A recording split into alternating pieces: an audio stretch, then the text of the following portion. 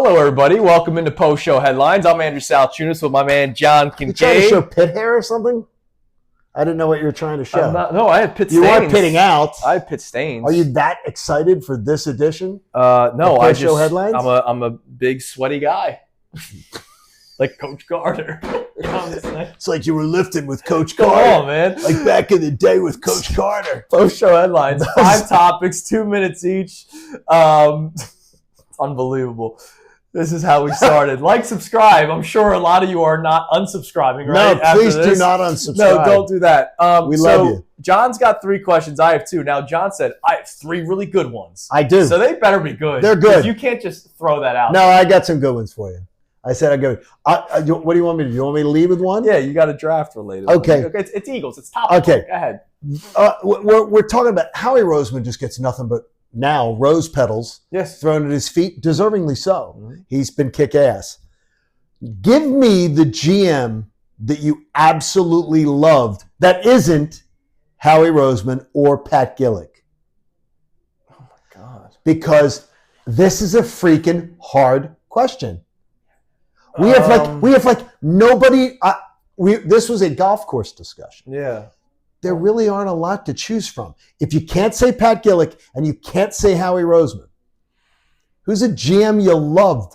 Well, no, then the answer is none. None? Isn't that amazing? Isn't it amazing? Like, look, it's bad right now with Daryl Morey. I liked some of the moves he made. When he first got here, Al Horford contract he was able to get out of. That was, to me, his greatest accomplishment. Like, that alone should have gotten him into the Pro Basketball Hall of Fame. He got rid of Al Horford. And, oh, by the way, got Danny Green, who was impactful at times, and you got money off of it. Like, no, he did some good moves. The Josh Richardson for Seth Curry was when he first got here, I was like, oh my God, this is the guy that they talk about. Yes. And since then everything it's kind of leveled out. Dombrowski made some great moves at the beginning, kind of leveling out a little bit. It's hard to hit home runs every single year. I think Dombrowski is cratering out. I think he is cratering to me. The last 2 trade deadlines have been absolutely abysmal with no impact. He has 3 relievers he let walk out the door. Yeah, this past who would be the top 3 relievers on his staff right now. I mean, he dismantled something that was a strength and turned it into a weakness. This past offseason was bad for Dave Dombrowski. But see what you're doing? We couldn't do it either. A general manager that we loved in this town. There's nobody. Well, there's only 2 that have won. No, but it doesn't have to be. Yeah, but the thing is that you can have a GM who you thought really was good at their job that didn't win you a championship. Yeah, but you know what? Like, I was okay with the process, but like, I don't love Sam Hinkie. Why would you? He was a buffoon. Well, there were people that literally hung his freaking and you know face what? In the rafters. We could hire Dylan McKinnon and said, Dylan, we need you to tank and make this team awful.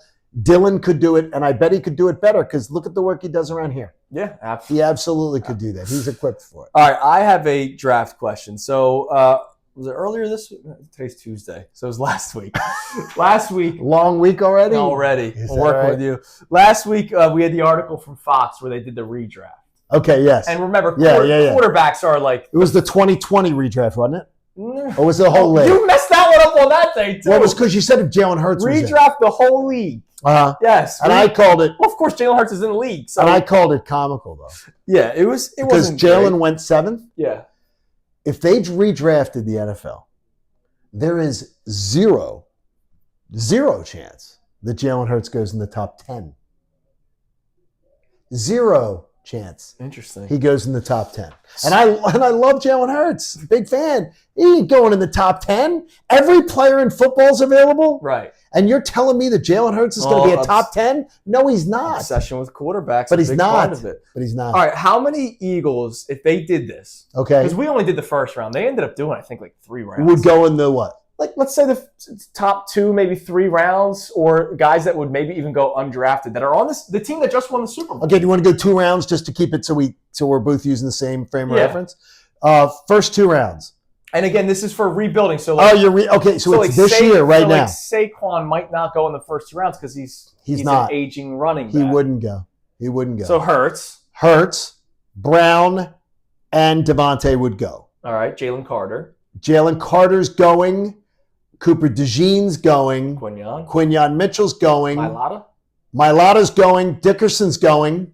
Now, hold on a second. We're at 8 players in 64 picks? Landon Dickerson's going. Absolutely. In 64 picks, we got 8 guys from the Eagles. Eight guys. That's where I stop. I'm guessing like you're taking like Zach Bond might not get drafted. No, Zach Bond's not getting drafted. Not top 2 rounds. Yeah, not top 2 rounds. But 8 Eagles are going. I rattled that off without even thinking. The offensive line positions, absolutely. Mailata and Dickerson are going. The 2 wide receivers are going. Yeah. Jalen Hurts and centers don't get drafted. Jalen Hurts is going. Cooper DeJean's going. Quignon's going. Jalen Carter's going. That's amazing. That's amazing. And that's where we're at. That's why you're a Super Bowl champion. And again, we're taking off the older players. Like, if you were doing for a 1-season draft, Lane Johnson might go early. Sure. Saquon's going to go early. No, Saquon's in if it's a 1-season draft. Right, but if you're doing, rebuilding something. Yes. All right, you have a general sports-related question. I don't know these questions. In case people know. We don't know, yes. Like, John just says, hey, I have a draft question, general question, life question. I ordered them out. But it's a general sports question. All right. I was having a conversation yesterday. We were reminiscing with an old buddy of mine. We were reminiscing about the fact that Don Sutton, one of the greatest baseball players, Hall of Famer, and former Braves broadcaster, used to bust my balls about how good he thought I was as a radio host, but how bad he thought I was as a play-by-play guy. Okay. And then in the conversation goes, I said, and I was laughing with the person doing it. I'm like, yeah, I would have loved to have seen you do it.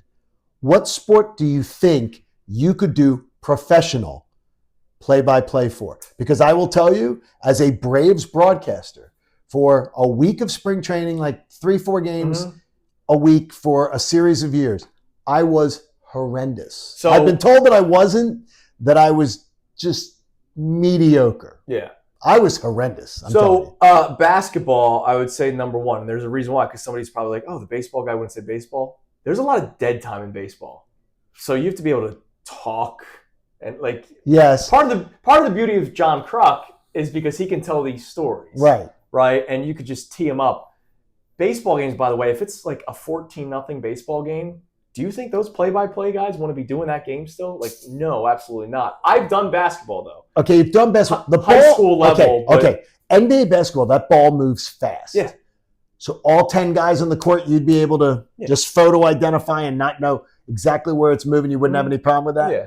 Because guys have their spaces on the court, too. And you study that kind of stuff. That is the truth. You know that Embiid's at the top of the key. Right. And you also know that he's 7'2". Right. Right? You know where Nikola Jokic spots up. Correct. You know the guy that stands in the corner trying to catch the 3-ball. You know that PJ Tucker's going to be down there. Okay. Prime, right? See, that's brilliant. And it's weird as I didn't even think about it that way, that because of the position, the way they play. Spacing, you know where to look for people. Yeah. Interesting. So basketball would be So you think basketball would be the one? I think the pressure of doing play-by-play was immense. And I did play-by-play and stuff in college. But the immense pressure of doing baseball was just incredible. Yeah, because it's long. Because it was long. But more importantly, the first week, here's player number 82's coming into the game. Yeah. Well, spring training. Who has 82? Trying to figure out who some that tomato is. Can out of a Division III school named Connor Thomas is pitching. Right. Kid is going nowhere in life. I have a spring cleaning question for you. Okay. This is very random because I mowed my lawn for the first time last week, and I admired it. Right? That's nice. I'm drinking the beer. Sure. Yeah. I'm looking at the freshly cut grass. Oh, there's nothing better. And then I cleaned out the garage where my beer fridge is. And I'm looking at the clean garage.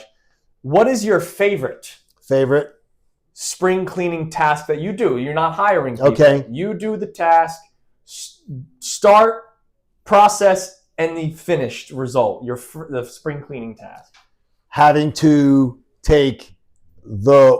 put the winter clothes away, shift out drawers, shift out closet. So you're inside. To go from the because getting out the spring stuff and the summer stuff. Yeah. Here come the golf shorts. Okay. Here come it actually is joyous. But we always pick a rainy. Christina will say, it's going to rain on Saturday. Yeah. You want to trade out she has her own closet, I have my own closet. Let's trade out our closets. Let's get the closets traded out and everything like that. It's a rainy day. Yeah. And nothing brings me more joy going. I'm getting out the shorts. Yeah. It's awesome.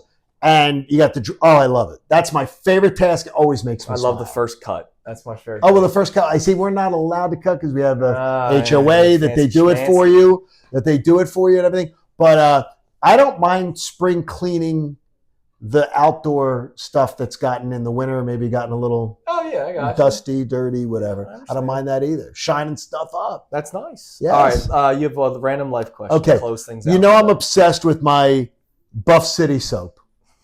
And this morning even, I was wearing this Phillies. It's his laundry detergent in case. Buff City soap. If you do not, it's seriously, it's a company, and they have the best laundry detergent you've ever smelled in your life. Makes everything smell nice. Well, yesterday on the golf course, I was out in nature, and it was the smell of, there was these trees that were blowing a smell, and we were getting pelted with it on certain holes. And I'm like, okay, that is a glorious smell. I love the smells of the outdoors. You said the fresh cut, but you're allergic to grass. Yeah, you have a grass allergy. It's more the pollen and so whatever, it gets to Christmas trees, pine. What are the outdoor smells that get you? I'm going to give you one that was obsessed because they say, what is it? What are smells? When I am on a walk in the fall or wintertime, and somebody has their fireplace going. Oh, it's a great smell. And you smell somebody else's fireplace going. You smell that wood smell. Yeah, love that smell. Freshly cut grass, I love the smell. So you do love the smell of freshly cut grass. Yeah, it bothers me, but I love it. I will give you cigar smoke. See, I love cigar smoke. I don't smoke cigars. I don't either. But cigar smoke, and my dad's a big cigar smoker, so I'm used to the aroma. And this is going to sound weird, but it's because of where I grew up. Litter box? No. I grew up around farms. No. Don't tell me. Manure? The manure is not, once you get used to it. Oh, God, it's terrible. I'm not about to lather myself up in it. But driving by the farm with the manure smell, not bad. I'll give you one better that I think you will actually like. Okay. Crossing the bridge to the beach, the bay, that bay the smell. Oh, yeah. Yeah, I mean. The funny thing is I don't find the smell that appealing. Well, it's just like the manure. But it's alluring. But it's that alluring smell of knowing, okay, I'm going on vacation. Yeah. Or I have nothing to do. The worst farm smell. There is a great golf course I used to play in Atlanta. Okay. That was in North Atlanta. That was right next to the Tyson chicken farm. Oh, God, I can only imagine. Chicken poop? Oh. If you've never smelled chicken poop. I haven't. And then had wind waft you the chicken farm. Bad. The Tyson chicken farm. Now, Tyson, you make wonderful chicken. Yes. The chicken poop smell would honestly, they could have smoked out bin Laden 3 years earlier with this stuff. We also don't know what those chickens may be eating. Oh, well, no, at Tyson, they're eating the good stuff. They're eating the good stuff at Tyson. The stuff that makes you but it's big stinky. And strong. It's stinky. All right, everybody, that's post-show headlines for today. Thank you, everybody, for watching, liking, and subscribing. We appreciate you. On Fridays, we always do the listener sent-in questions. We have so many more. We keep sending them. We may have to go to put in special days too, because I have a couple things that I can do some special themed ones. Okay. So we may have one of them, a special one. Summer months, man. Right now we got the draft. So we have a lot of stuff right now. Summertime, absolutely. All for it. So we appreciate it. Like, subscribe. We'll be back at it tomorrow. See you guys. Hey guys, Andrew Salciunas from Kincade and Salciunas. Thank you for checking out all of our stuff on YouTube. Make sure you click, like, subscribe on everything that you see. And of course, you can see everything from our YouTube feed. Full shows, interviews, when John's being an idiot, which is like 15 times a day. So make sure you check out all of our stuff on YouTube. We appreciate it.